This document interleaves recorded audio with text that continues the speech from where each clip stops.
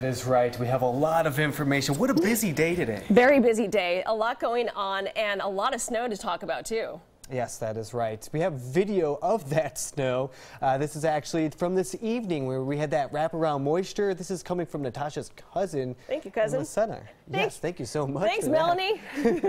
So you can see the snowfall coming down. It didn't just happen in the morning. It didn't just happen in the evening, but it can affect us as we go further on into tomorrow morning because of that snow that we had this evening. So here's this BAM right here, and we actually have some snowfall totals up there. With those snowfall totals, we've seen about 5 inches up towards Vernonia. Here they are. Beaverton, about 0.8 of an inch. Scappoose, 3 inches. Salem, 1 inch.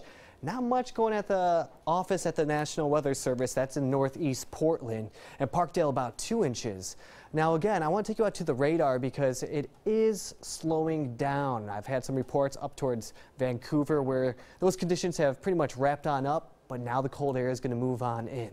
So here's Timberline right there, but now we're back towards Portland. Temperatures at 32 degrees, a northwest breeze at 9 miles per hour. With these temperatures in the lower 30s tonight, it is going to feel very cold and even colder come tomorrow morning. On top of it, we have a wind chill. So only about 5 mile per hour wind out there, seeming more like the mid-20s on your skin. So it's going to feel really cold outside. If you have to be out early tomorrow morning, not only are the roads going to be probably icy, you're going to feel that cold air, so make sure you're bundling on up. 24-hour temperature change, yeah, check that out. We've been about 10, even 20 degrees colder than yesterday, and that's because that cold air is seeping in out of Canada, and it's just dropping our temperatures down. So with our 24-hour temperature change, you're going to notice that cold air come tomorrow morning.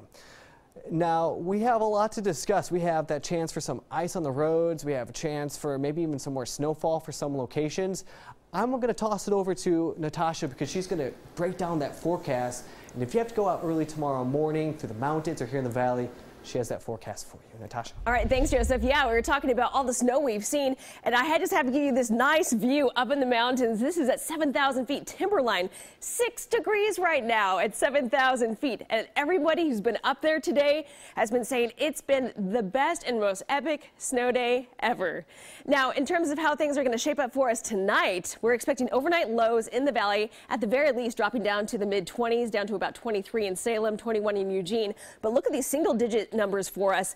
Bend expecting an overnight low of 9 degrees. The Dalles 21, Pendleton 12, Baker City 4, and Roseburg down to 23 at the coast. We're expecting the upper 20s as well. We might be breaking some record lows as we move ahead. Now, in terms of how things are going to shape for us going into the early morning hours, this is what we're expecting. Now, highlighting some of those elevations right around 1,000 feet. That's usually our magic mark, but in this case, temperatures are now cold enough.